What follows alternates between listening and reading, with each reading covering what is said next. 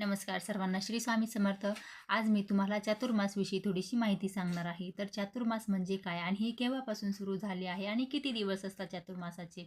तर चातुर्मास हे देवशयनी आषाढी एकादशीपासून सुरू झाले आहे. चातुर्मासाचे 4 महिने असतात: श्रावण, भाद्रपद, आश्विन आणि कार्तिक. आणि हे चातुर्मास कार्तिकी देवउठणी एकादशीपर्यंत असते. तर या चातुर्मासामध्ये असे मानले जाते की देवशयनी एकादशी म्हणजेच या दिवशी भगवान श्रीहरी विष्णू हे क्षीरसागरामध्ये निद्रा घेण्यासाठी जातात आणि त्यांच्या गैरहजेरीमध्ये या सृष्टीचा जोही कारभार आहे तो महादेवांकडे असतो असे मान्यता आहे.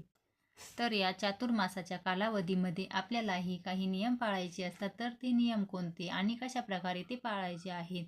तर चातुर्मासामध्ये तुम्ही दानधर्म करू शकता, व्रतवैकल्य करू शकता, भगवंताचे नामस्मरणही आपण करू शकतो.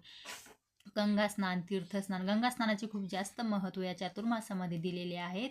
आपण एकादशी, पौर्णिमा या दिवसांमध्ये गंगास्नान अवश्य करावे. घरामध्ये होईल तितक्या सेवा आपण करू शकतो.